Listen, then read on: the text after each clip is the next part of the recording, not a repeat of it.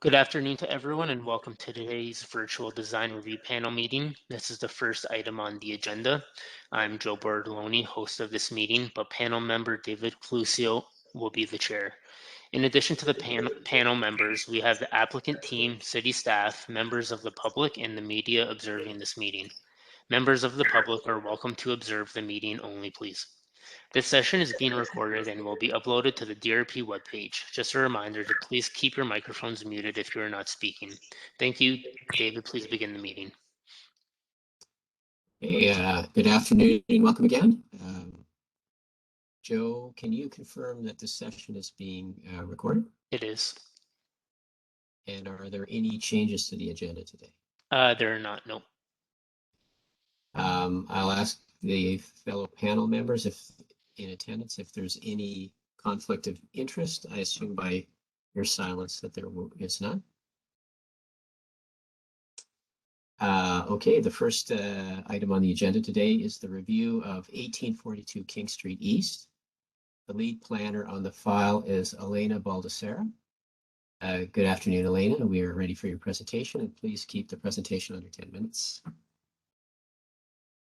Okay, good afternoon, everyone. I'm just going to share my screen here.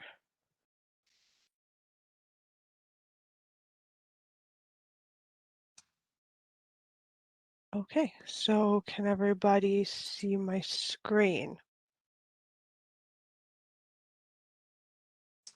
I think so. Okay, great. So the application before you today is for, the presentation before you today is for 1842 King Street East.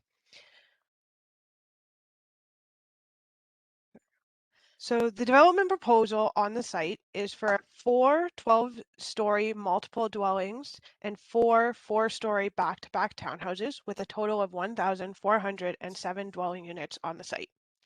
The proposed development will establish approximately a 525 unit per hectare density on the site, and they're proposing 1,688 parking spaces contained in 3 levels of underground parking with 750 bicycle parking spaces proposed.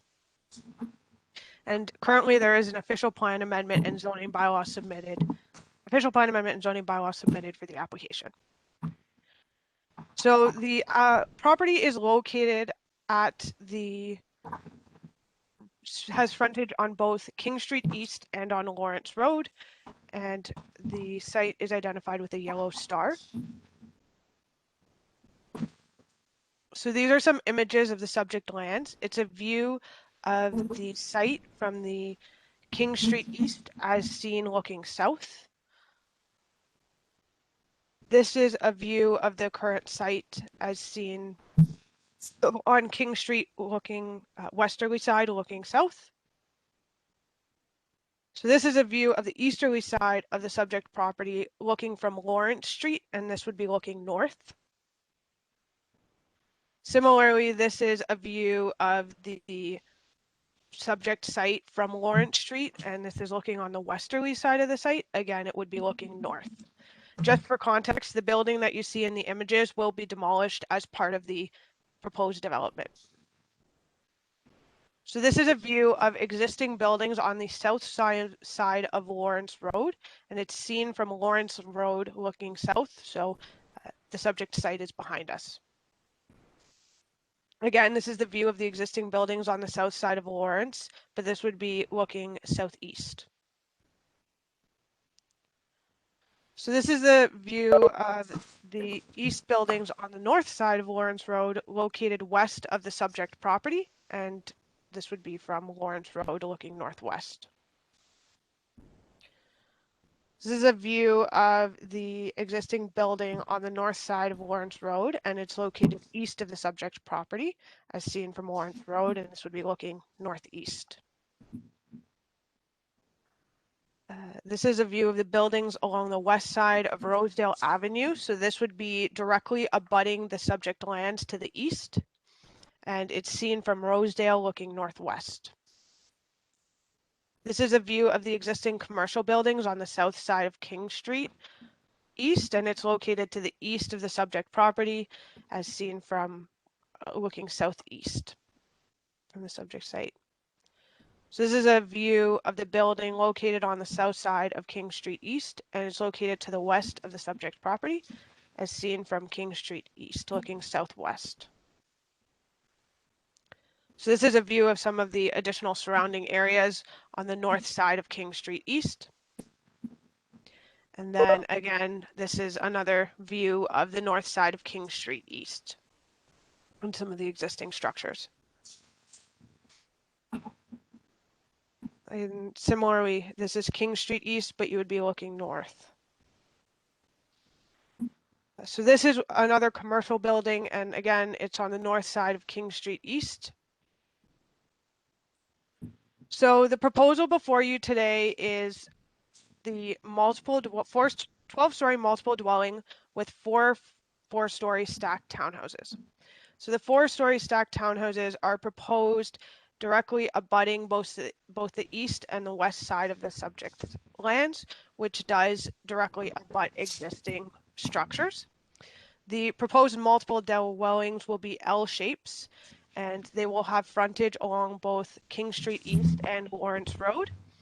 The height of the 12 stories will start close to the center of the site and will be stepped back to 6 stories when approaching both the east and west property lines. So again, that would be closest to the existing structures. Going backwards, the site goes from 12 stories to 10 stories step back. In addition to the step backs, they are proposing amenity areas and some surface parking, and the proposed access for the site will only be on King Street East. There's no proposed access on Lawrence Road. So this is a view of the underground parking, the 3rd level. This is the underground parking at level 2.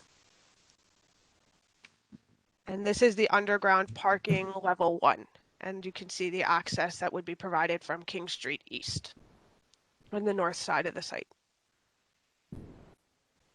So what you're looking at here are elevations. This elevation would be looking from Lawrence Road on the south side, and this is the multiple dwelling. The 4-story townhouses would be behind this and not visible from Lawrence Road. So this is the west elevation. As you can see, it shows the 4-story stacked townhouses. This is the north elevation, so this is what you would view from King Street East. And then again, this is the east elevation, very similar to the west elevation. So this is just a color rendering of what you would see from both King Street East and Lawrence Street. So the top image is King Street East and the bottom image is Lawrence Road. So this is a rendering of the site. It's looking southwest from King Street, so it would be the intersection at King and Rosedale. And so you can see the 4-story townhouses as well as the multiple dwelling with the 6-story step back closest to the west property line. Again, this would be a view looking west from Lawrence, and it's a rendering of what it would look like with the existing structures. So this is the aerial of the site. Surrounding it is a context of Google Maps and the proposed development. So this is, for reference, it's a 3D rendering of the northwest building only. So this is one of the 4 multiple dwellings that are proposed. So in terms of the policy environment, the property is identified as neighborhoods in our official plan. And it's identified again as neighborhoods in our Schedule E-1 of the land use designation within our Urban Hamilton official plan. So generally, with the neighborhoods designation, the primary use will consist of residential uses and complementary facilities. We want to be able to provide a wide range of housing uses. And generally, we want to have regard for any physical, stable residential areas that surround the proposal, and the changes should complement the existing character and function with the existing neighborhood. So the site meets the criteria for high density residential, and some of the policies for high density residential is that the area can be characterized by having multiple dwellings because it's in proximity to a major or minor arterial road. The density for the site needs to be greater than 100 units per hectare, but it cannot be any greater than 200 units per hectare. It should have direct access onto the major or minor arterial road. Multiple dwellings shall not generally be permitted immediately to low profile residential uses. There should be some appropriate transition.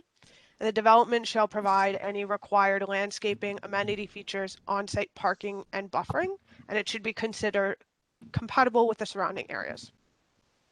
In addition, the orientation, design, and massing of the building, when it's higher than 6 stories, should take into account the public impact view of the corridors and the general public views of the area of the Niagara Escarpment.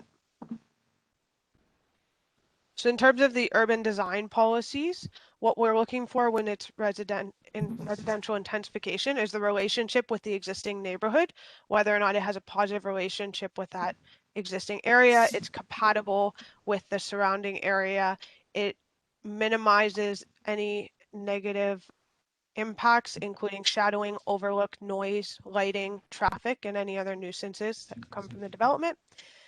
And the proposed building with the height, massing, and scale should be complementary to the residential that exists in the area.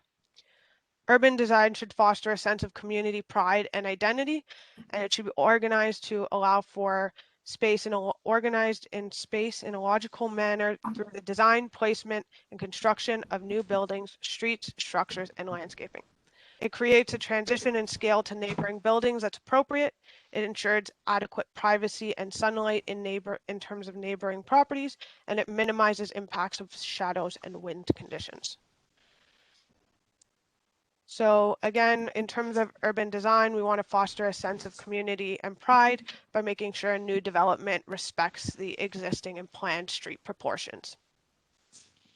And that could include things by creating a comfortable environment, so locating principal facades and primary building entrances to as close as possible to the street, identify ample glazing on ground floors, include quality landscaping, and locating parking at the rear or the side or underground. So this is an aerial of the subject lands with the zoning boundaries shown on the map. The site is currently zoned major institutional. A multiple dwelling shall only be permitted on the same lot as an education establishment, retirement home, or long-term care facility. It has a maximum building height of 18 meters, a minimum 6-meter side yard and rear yard, and parking is required at a rate of 1 parking space per dwelling unit, except where a dwelling unit is 50 square meters in gross floor area or less, or in which case the rate of 0.3 parking spaces per dwelling would apply. The applicant has applied for a zoning bylaw amendment to modify some of the existing zone provisions. So the areas of discussion that we would like for today is, does the proposal represent compatible integration with the surrounding area in terms of use, scale, form, and character? Does the proposal organize space in a logical manner through the design, placement, and construction of new buildings, streets, structures, or landscaping? And is the proposal massed to respect the existing and planned street proportions? Thank you, Elena. We're now ready for the consultant to provide additional information. Please keep your presentations under 10 minutes.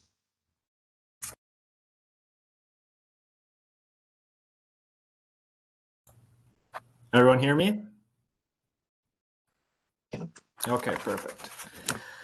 All right, thank you. Good afternoon, members of the panel, staff, and the public who may be watching. My name is Scott Beatty. I'm a planner with Urban Solutions, and it's our privilege to be assisting New Horizon Development Group pursue the necessary planning approvals for the proposal Elena just walked you through. Please note my colleague Matt Johnson is just tied up right now in a committee of adjustment meeting, so he may be joining us a little later on in this presentation. The staff presentation accurately captures the policy framework, but what wasn't mentioned is what we're now 15 years into the growth plan. It's an important policy document for the Greater Golden Horseshoe, and unfortunately it hasn't been implemented to the fullest extent here in Hamilton. It started with a target of 40% intensification and later increased to 50%, yet over the past 15 years, year after year, Hamilton has fallen well short of this target. We've never hit it. In fact, in the March 29th, 2021 staff report to committee and council, city staff have advised we've only averaged around 34%.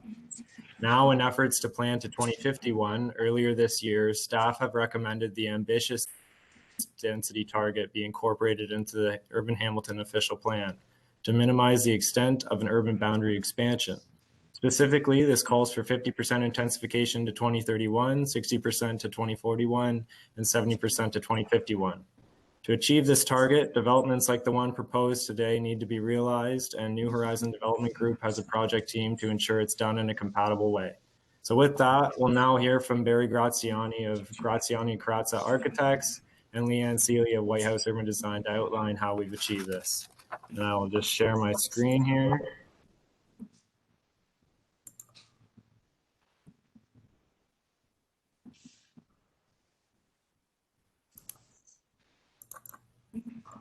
All right, can everyone see that? I can now, yes. I can see that. Okay. Okay, good afternoon, everyone. My name is Barry Graziani, principal of Graziani Karatza Architects. I'm just going to take you through our thought process and the principles that we've set up for this development so you better understand what our thought process was.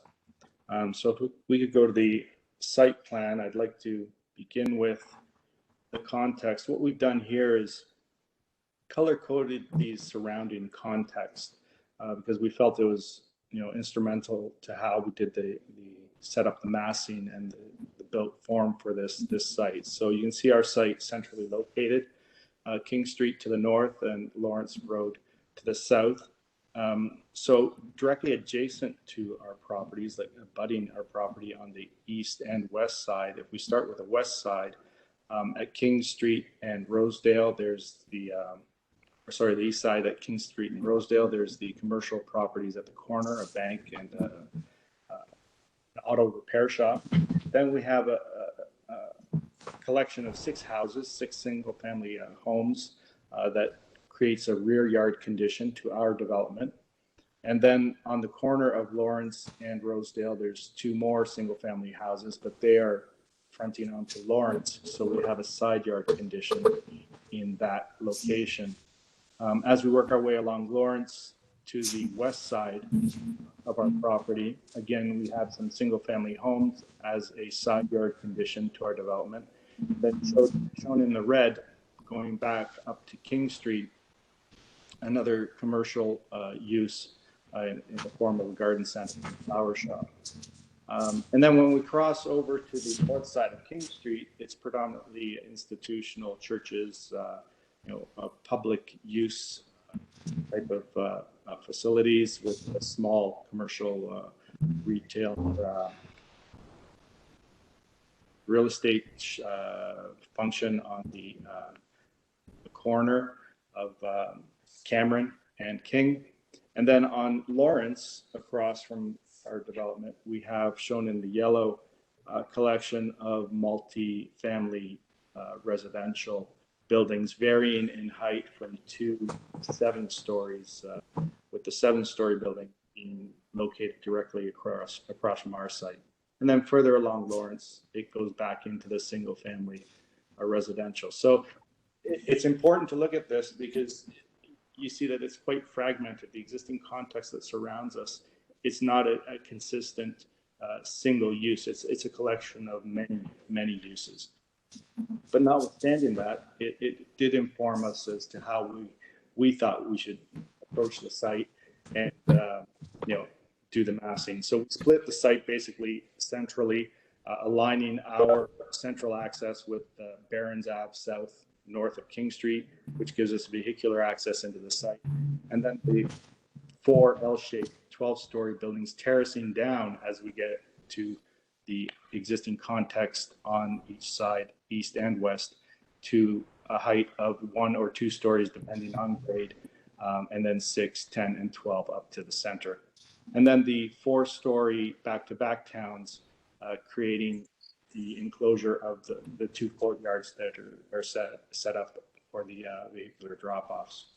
So if we go to the next slide, this just shows our P1 level, where the important thing here is just to see that the frontages along King and Lawrence are animated with actual residential units.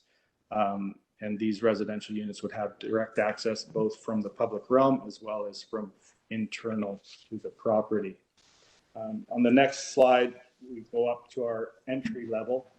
So here you see the vehicular access coming in, as I mentioned, from King Street, turning off and accessing the underground about halfway up to the center of the site, and then turning left and right into the courtyards with vehicular drop-off and turnaround functions.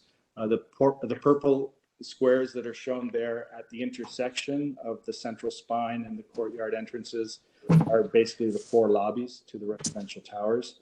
And then the remaining perimeter of the towers are residential units, except for the light purple area shown, the 4 areas being the indoor amenity that's directly connected to the outdoor amenity space in each of the courtyards. Now we'll just quickly go through a series of floor plans. On the next slide is basically our first typical floor, starting at the 2nd to 4th floor of the residential tower. So the setback of the actual residential towers to the east and west property line is 9.5 meters. The townhouses are set back 7.5 meters from the east and west property lines. Setbacks along King Street vary between 7.5 and 9 meters for the residential tower. However, out of that, eventually there will be a 3-meter road widening taken out. So it's 4.5 and 6 meters respectively. And similarly along Lawrence, where we have 7.5 and 9 meters setback to the towers. But again, there's a 3-meter road widening that will eventually come out of that land as well. The separation distance between the towers is 25 meters at a minimum, both in the east-west direction, and north-south, we are at 22 meters between the closest points of the towers. The next slide shows as we go up the buildings so that you understand the terracing. So as it terraces back at the 6-story height, we have 16 meters to the east property line and 27 meters to the west property line. And then the next slide is just showing the 8th and 10th floor. And then the next one showing the 11th floor, where the building actually steps back again, providing opportunity for exterior amenity space, 1 for each of the 4 towers, with our setbacks at 34.9 meters from the east and 45.9 meters from the west. And this profile would go up to the 12-story height. The next slide is the elevations that were shown previously. But just wanted to point out here that, you know, the way we've done the massing and articulated, it reads as a series of stacked boxes, and these different boxes play with moving in and out in playing along the streets, as well as we're playing with the materiality and color to break down the actual built form of the 12-story structures. Next, we have a slide of a section taken north-south looking west, just at the east end of the site. But what's important here is really just the relationship of the residential to both Lawrence and to King Street for those residential units that have direct access. Now we have a series of perspectives that we've put together of what our intent is from a color and massing standpoint, and the clear reading of that 1- and 2-story podium that goes around the entire property and actually makes its way into the property as well for the grade-related residential units. This is a view along King Street looking southwest. The next slide zooms in a bit at the entrance, the central spine, at the vehicular end from King Street. And you can start to see how, even though we have similar principles for all the towers and how they're formed and massed, the actual colors and the proportions of the boxes and how they're detailed varies from one to the other. So they're not all an exact copy of each other. The next view shows looking up the central spine. So the first half into the site would be accessed by vehicles. The southern half of it would be just for pedestrians to connect back down to Lawrence Road. And then the next slide shows how we're anticipating treating the grade-related units, where there would be a clear definition of entry, clear, definition of their own private space, and then the separation of private to public through landscape and gates and whatnot to actually provide that privacy and definition. The next slide shows a view along Lawrence Road, looking northwest, not southeast.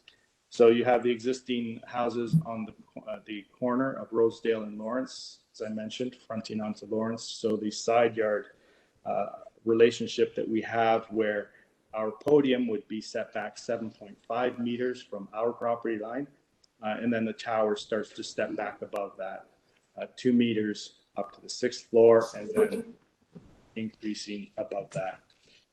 And then last, we have an aerial view that shows the collection of the 4 buildings and how they've been kind of surgically implanted into this site and terracing down to the existing context. So it picks up from the surrounding, which in itself as uses is quite varied. But then from a built form, it starts to integrate itself back into the existing context. And then finally, just statistically, each building is approximately 20 to 22,000 square meters of area, a total of about 92,000 square meters of built form above grade on this property is what we're proposing, which gives us an FSI of about 3.42 for the entire site.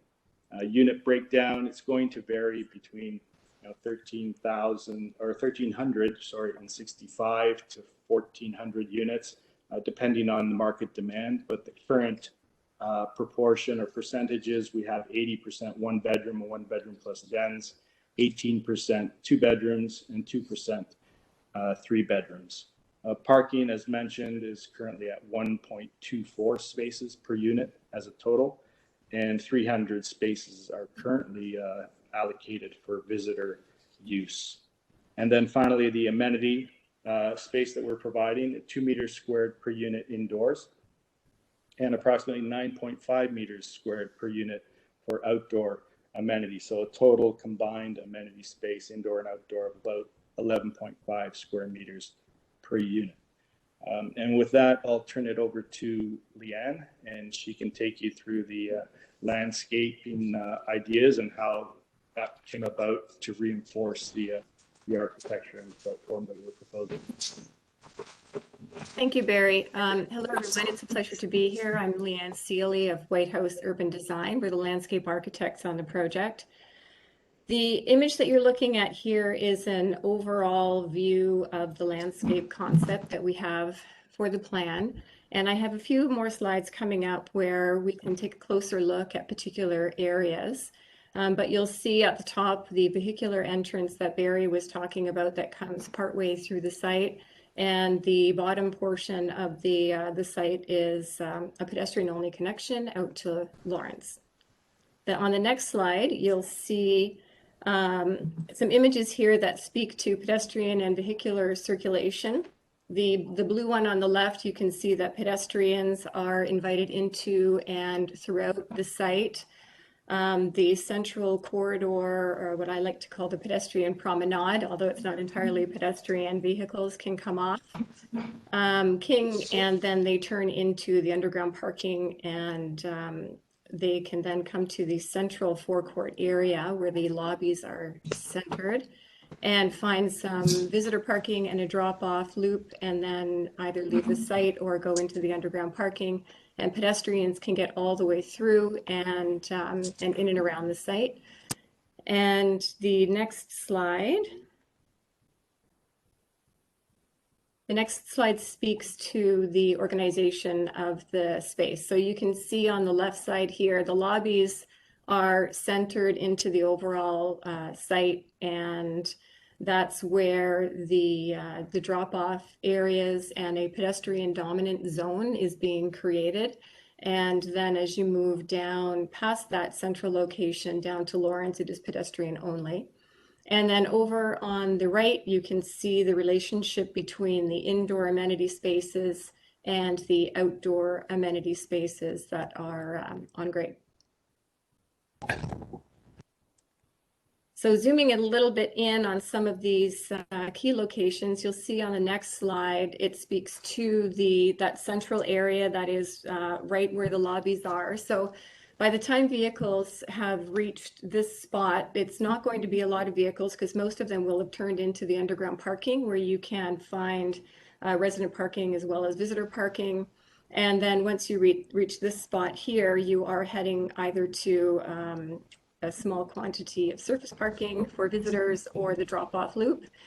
And in order to announce this space as a pedestrian dominant space, we're proposing to have the grade of that paving lift slightly for a paver look, but it would probably end up being concrete, so that vehicles have a very subtle cue that this is now a pedestrian dominant and a shared space.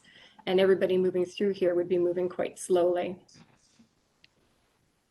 On the next slide, this shows, this is the drop-off area that's to the right, and you can see how there's a central walkway that connects from the lobby area and that paving that I was speaking to that is pedestrian dominant, and a walkway that goes straight through to the front of those townhouses that are off to that side of the property. And then the next slide here is the drop off that's on the other side on the west. There we go. And this one here, you can see the frontage that is proposed for each of the townhouse units. They all have their own front yard space with some visual buffering and dedicated walkway, as well as immediate connection to the drop off loop, as well as connection to the outdoor amenity spaces. The next slide, we're going to take a look at the frontage onto King, which Barry did address here, but because King Street pulls away from the buildings a little bit here, at this frontage, we have a little bit more space for some visual buffering, and then this shows the walkouts. There are walkouts proposed for both King Street and also for Lawrence. The next slide here shows the amenity spaces. So just to orient your eye onto what's happening on this slide, there are 4 amenity spaces, which you would have seen on the overall plan. And so that's the background that's kind of faded out. And then in each corner is a zoom in of what's happening within that particular amenity space. So overall, the overall theme, the palette for the landscape and the design of the space overall, of course, complements the architecture. It is designed to have a consistent look, but be slightly different in each of the areas. And there's a combination of hardscape and softscape proposed for each of the spaces to provide for variety for the people that live there. There are larger spaces where people could gather in larger groups. And then there are also smaller spaces where people can feel like they're a part of things, but maybe not be right beside what's going on. And there's also that buffering or separation, is a separate feel for the townhouse units that front onto the amenity spaces, which are also connected directly to the indoor amenity space that's in the buildings. And so, are you almost done? Because I've kind of let you guys talk on a little more than your 10 minutes. But okay, I've actually only got 2 slides left. So I'll be super fast. Okay, so the next slide, Scott, if you want to jump to that one, this is just showing that pedestrian dominant walkway that is connecting down through to Lawrence. So from the central lobby area, once you get down into this space, we do have units that walk out onto the promenade, but they're all provided with their own little space and some visual buffering, and then the connection down to Lawrence. And the next slide here is the same thing with some inspiration images. We can jump right over that. And then back to this image here. And so that's it. Thank you for your time. Thank you. I'm still waiting for the slides to catch up to your speaking in my case. So, but I will turn to my fellow panelists to ask if there are any questions that they have at this time for clarification, and I'll ask Dania to start the questions. Great. So I have one question. Just want to say thanks for the presentation. And it relates to this slide. I see you have like a lot of green roof provided on the tops of the buildings and on the terraces. And I'm wondering if this is a combination of amenity space, all amenity space, or partly green roof design, and what you're proposing kind of on the rooftops. Okay, I'll answer that question for you. It's all of the above. On the lower terraces at the 7th floor, those would be private terraces where the building steps back at 6. At the 11th floor, it is outdoor amenity for all of the individual buildings. And then at the top, it could be the green roof solution for that. But the intent is to treat all of the horizontal surfaces with one or the other. Thank you. That's all my questions.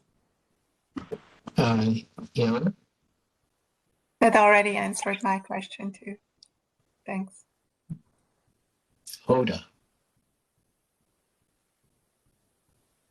I think you're muted, Hoda.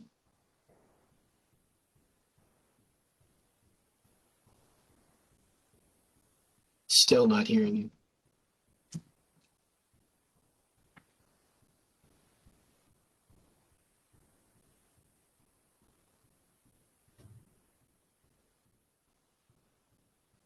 I don't believe I see her in the participants anymore, David. She's visible, but for some reason she's not acoustically connected. So maybe while she's trying to connect, we should go to Joey. Thanks, David. Just have a few questions.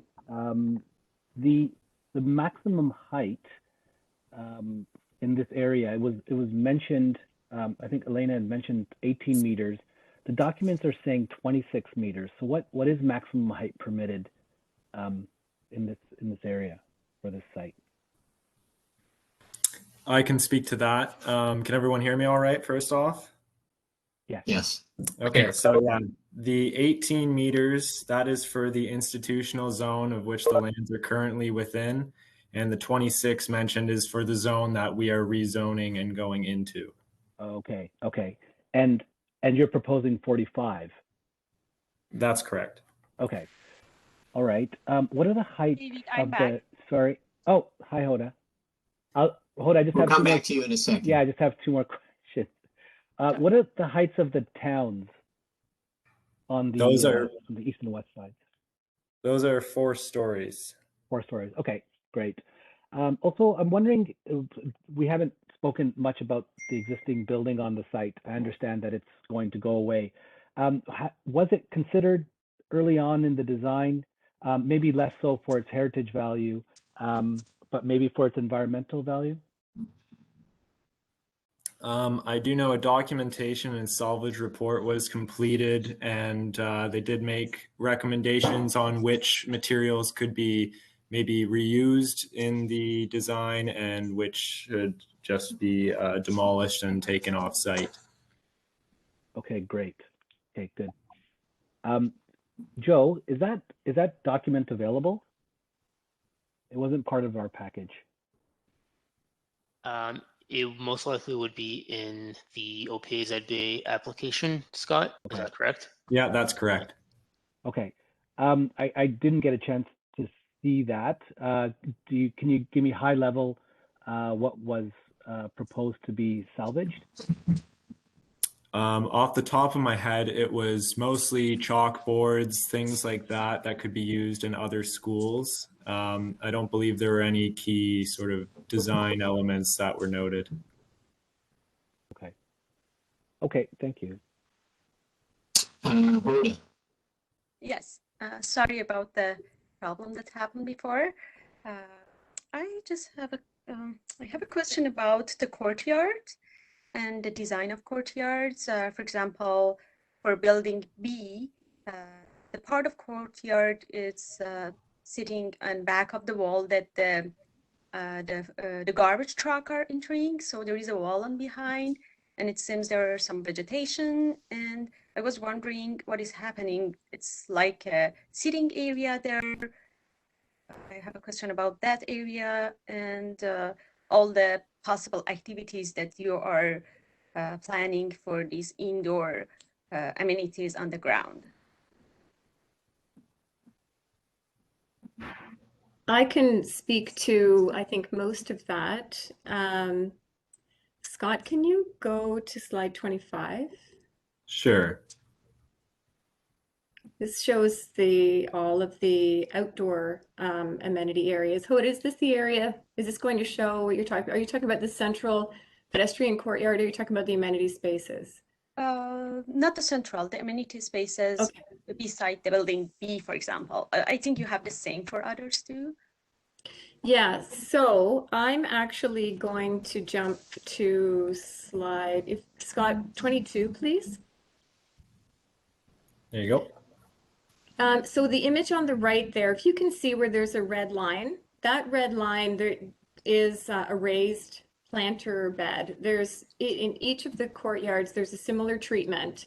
And we've made use of not only the different types of surface materials, but also raised beds and seating orientation and so on to help direct people where we want them to go and limit them where we don't want them to go. And this is an example of where we don't want people walking from behind and crossing where that loading, you see the arrow says loading, that location there where trucks would be pulling right into that space. So where we actually want people to walk is somewhat off the screen in this particular one, but then also right through the center, there's that central pedestrian walkway if you were going, let's say, from the townhouses to the lobby or back and forth, or if you're being dropped off. And then I'm gonna jump back to 25 so that you can see those in each of the slides. So you can see how there is a curve, kind of like this arced curve on each of the buildings, and that is a combination raised planting bed seating area that is designed to block that traffic, that pedestrian traffic. Okay, awesome, thank you. I have another question about the leveling of the site. I checked the existing situation and I found that, okay, the level of the street is completely lower. It's so lower than the level of the middle of the site. It's 105 in the King Street and Lawrence and 108, approximately 108 in the middle of the site. I was wondering the trench that we have at the south of the site, and still we see it in the design, and the ramp that you needed to make the access to promenade. Was it really necessary to do that, although you have digged all the parkings, underground parkings? So was it necessary to follow the existing ground, although it has been digged? I can answer that one. The intent was to not change the existing grade to the context along the east and west property lines.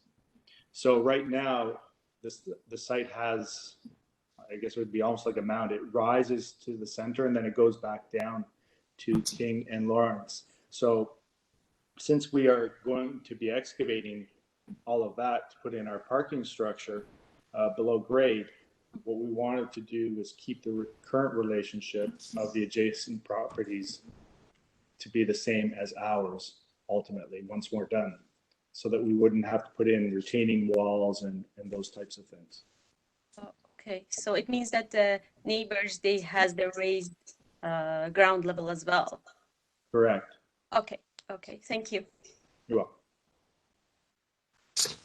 Um, I think I have one question. On one of your parking, I think your first parking level, could you pull up that slide up?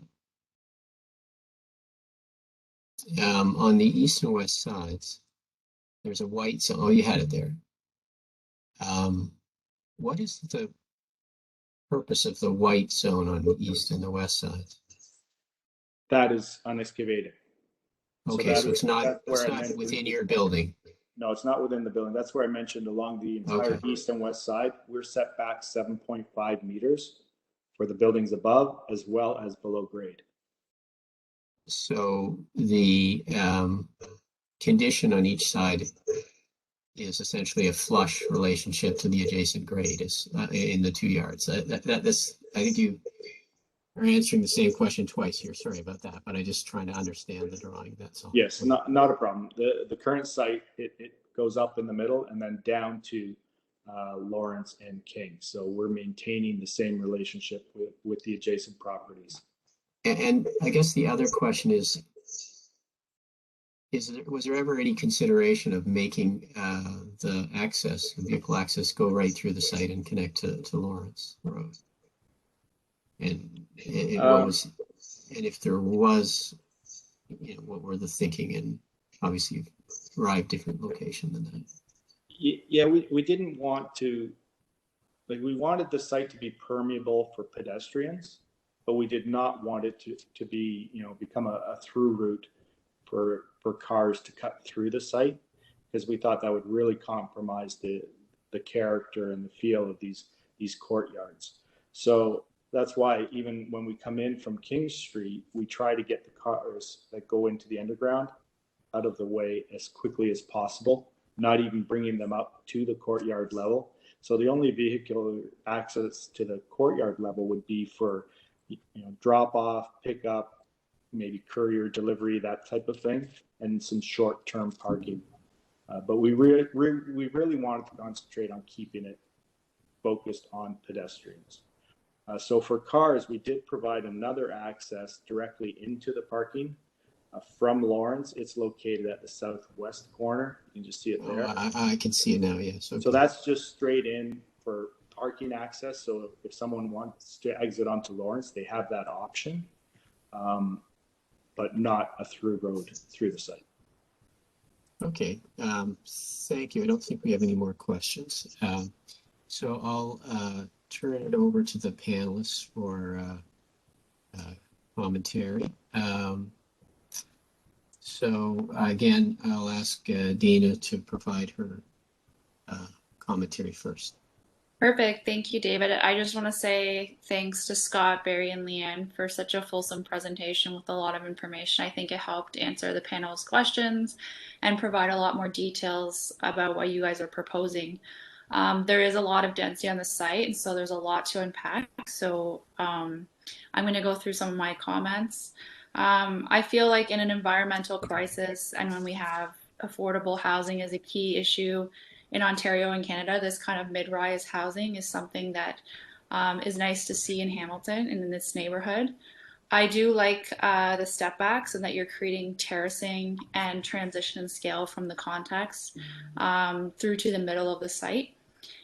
I think there's a few things that you can do to really make sure that you achieve compatibility with the surrounding context. Some of the things that you really focused on around setbacks from the adjacent dwellings on the side is really important, in making sure that those areas are landscaped really well to provide that buffer.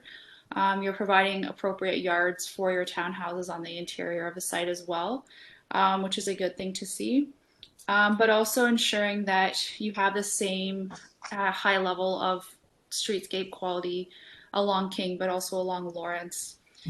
ensuring that you have units that exit at grade, lots of active uses, and eliminating blank walls and vehicular access, as well as really high quality trees and streetscaping to really improve that condition.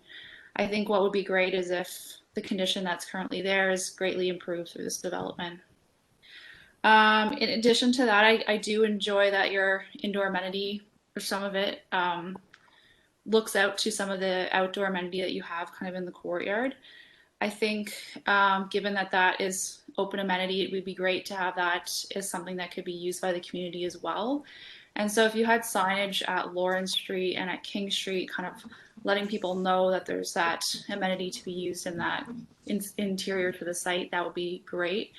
You could also treat the vehicular access similar to the pedestrian promenade to slow vehicles as they move in there through kind of that brick that you have that's throughout the site, and then allowing kind of that to be used by pedestrians as well.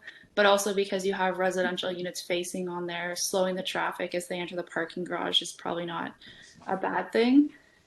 I appreciate the attention to detail that you've put into the rooftop terraces and the green roofs and the amenity space on the rooftop. I think that's a great addition to this development as well.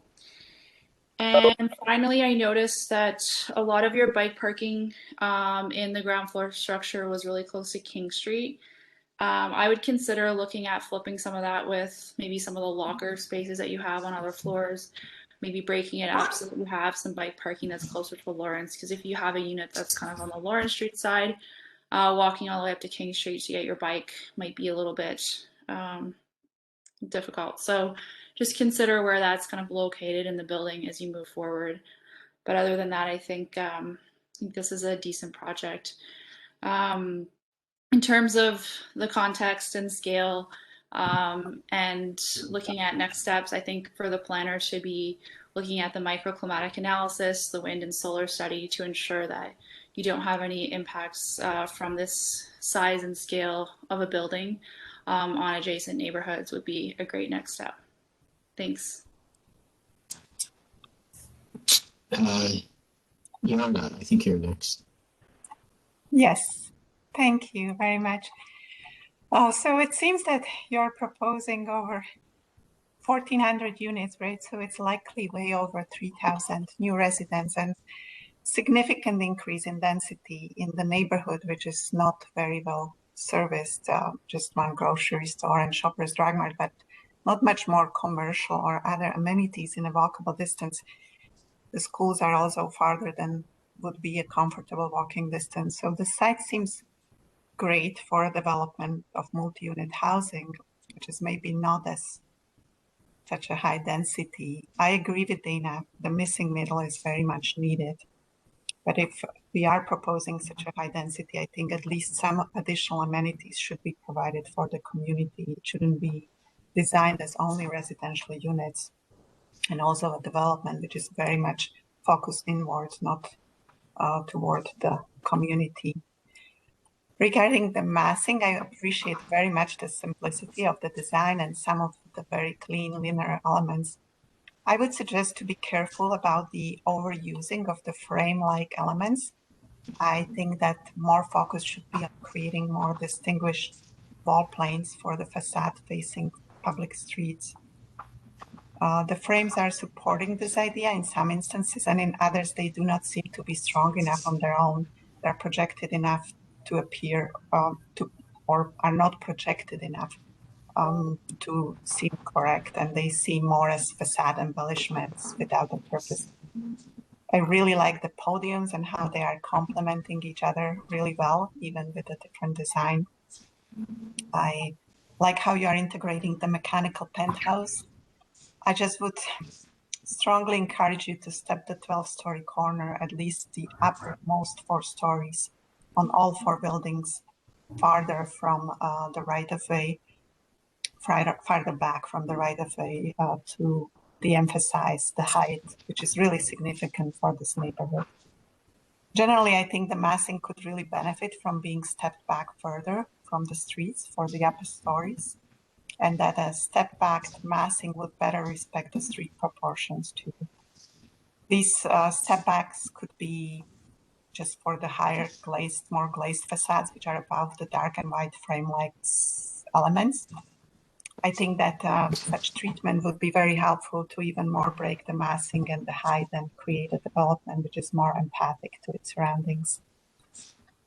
I would very much like to suggest to eliminate those 16 visitor parking spaces in the courtyards, and if at all possible, create 2 continuous courtyards with either the whole drop-off area being only in the central area where the 4 lobbies are, or if the fire route is needed for the townhouses, then designing it just as really rarely used, just as a fire route and more of a shared owner area. So there is as much outdoor amenity areas as possible for these residents. I like the green roofs too, and the landscaping. I'm very concerned though that designing of the grades is like, I know you're saying that you would like to keep the same grading, but it's so much elevated from the public sidewalks. I don't think you need this with the setbacks you are providing to maintain the relationships with the adjacent neighbors. And I think it would help with the connectivity if the mid portion was closer to the levels of the sidewalks around you, because it's as proposed, the connectivity from the surrounding areas to this new community is very problematic. There are no views through, there is not a convenient, accessible connection. I understand there is a very long ramp, but that's really not a very inviting treatment for those pedestrian connections through this block. So I don't think that creates a very good relationship with the surrounding neighborhood as of right now. And it should be revised to have all the underground, truly underground, and design the grading, such as the ground floor and all the outdoor amenity areas are at the same or close to the level of the public sidewalks and more open and connecting with the community. And the last suggestion I have is to provide more family-oriented units to ensure some variety of housing. Thank you. Thanks. Thanks, Jan. Hoda. David, I really appreciate the design, and I support the density. The most important part for me is to making the site pedestrian friendly, and that was a good practice, to making high quality and beautiful landscape and outdoor amenities on the ground level. That's really nice to see. The only concern that I have, it's more or less, I'm echoing my colleagues about the connection of the site with the community. I believe that the design is so introverted. It's nice to have more people inside. I know that promenade may invite people just because of the different levels that we have on the south. Probably it's not that much inviting. I highly suggest to review the north side of the site along the King Street and try to have animate the streetscape and have some retails or have more public spaces along there. I know probably that may change somehow the design, but that would be so nice to connect the whole site and whole residents with the existing residents of the site, the new ones and the old ones. So that's my only comment. Thank you for the presentation. Joey. Thanks, David. And thank you to Elena, Scott, Barry, and Leanne for the comprehensive presentations. I think, similar to my colleagues, I think this is an important project, a very bold project in the neighborhood, and also obviously will have a very big influence on and also impact the kind of dynamics of the neighborhood. I agree with a lot of what my colleagues said about the massing and about the relationship to the existing properties, in particular the residential properties. I think it's, for a project of this size, I think it's very difficult to transition from this type of project to single family dwellings. And and considering those difficulties, I think this project does it fairly well. I'm concerned. My concern is with overall density and overall height. I'm not criticizing density, but we're going from what's in the from 200, which is what is suggested, to 500, which is a big jump. I understand that the height for institutional was 18 meters, and the bylaw amendment is proposing 26, but these buildings are further proposing 45. So it's just, these aren't 5%, 10% increases. These are significant increases from what the bylaws recommend. I understand, Scott, and I agree with your comments about the growth plan and how Hamilton's fallen a little bit behind. I think that this project will definitely help with that. Again, I'm just wondering if maybe it's a little bit too much, both on the height and density side. Also, back to impact and just going back to the existing building on site. I understand it's not a heritage building. I do think it has architectural value. I think it's a robust and very elegant mid-century modern building. I understand that it would be difficult to incorporate that type of building into this program, but I do think it has to be considered a little bit more. And in that way, meaning for the environmental value, I think that without seeing the document and salvage report, I think we need to go a little bit beyond just salvaging chalkboards. I think we need to look at potentially salvaging brick, potentially salvaging or even breaking down concrete for aggregate. I think there is a ton of opportunity on the environmental side to salvage quite a bit of this building. Finally, on the north side of King, there are a couple of churches that are on the inventory of significant places of worship. I'm going to recommend these churches will be impacted, specifically the one that's on the register. Impacted meaning, like, for example, because of the height of the buildings, there will be an impact on with the natural sunlight on the churches. So I'm going to recommend that cultural heritage impact assessment is developed for these adjacent properties. That's all for me. Thank you. Thanks, Joey. I share a lot of the comments. I think that large sites like this in the city of Hamilton are completely appropriate for dense development. And I think that and I should compliment you on the completeness and fullness of your presentation. It's very clear and understandable. And in general, the strategy seems sensible. And I guess my suggestions are one of total.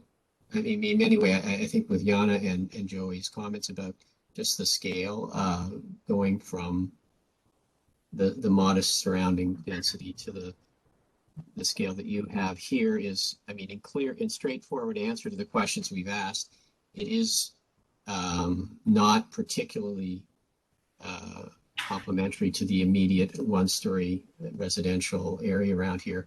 The assumption is that this is, or the hope would be that this would be the beginning of a development of the whole area. But when you look at the land ownership, it's very fragmentary. It's going to be hard to imagine similar developments of this scale be occurring. And I can't help but, I mean, I know this is really out of our scope, but I wonder about, I guess, what was it, Rosedale Road that's adjacent road? Have I got the right name there?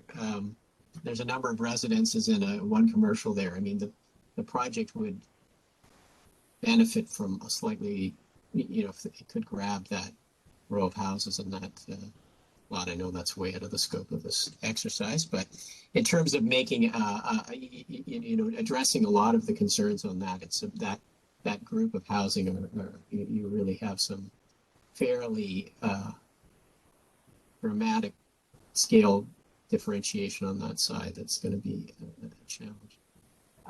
I also echo the, getting to a little, so in general, that's the only observation I would have, is that maybe some of the challenges and some of the smaller challenges that I'm going to mention might be addressed with a little bit more pulling back from the east and west side, particularly this, I'm going to say it's the east side, I think, and maybe the southeast corner is the most problematic there in terms of the scale of the towers immediately adjacent to the single family housing there.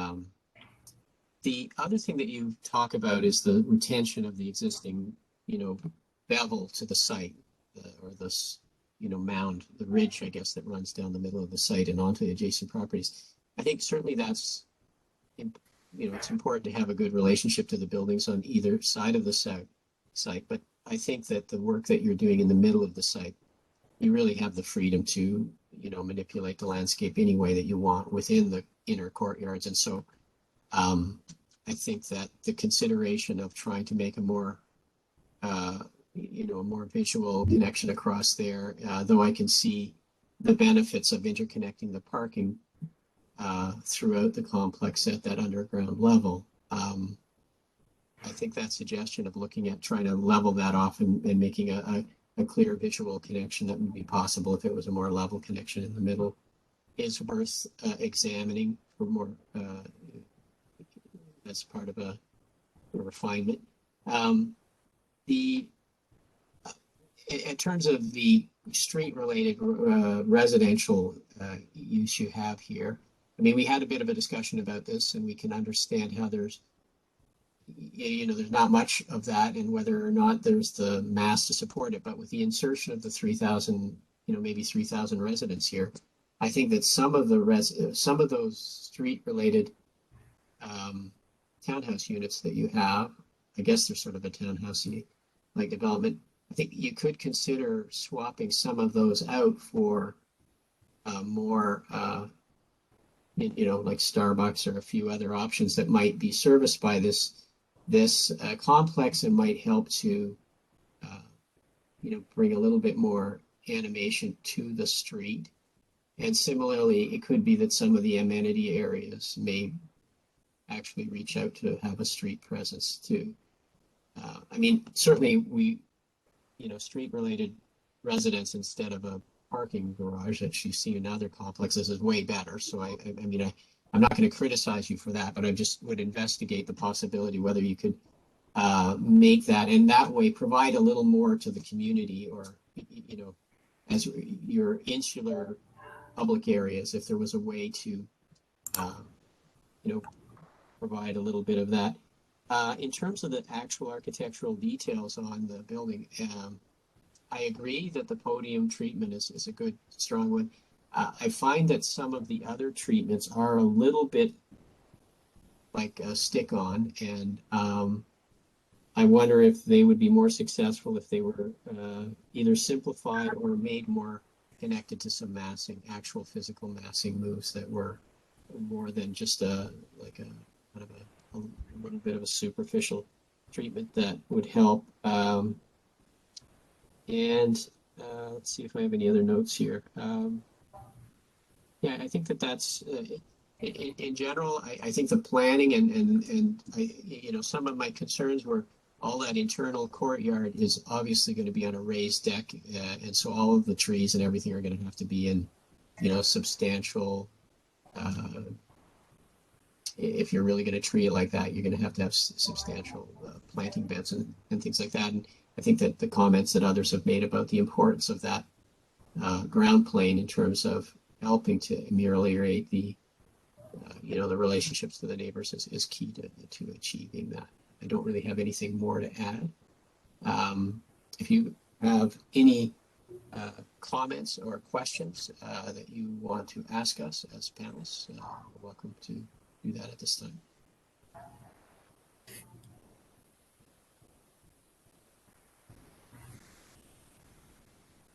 I don't have any questions. I think all your comments were quite clear, and I understand.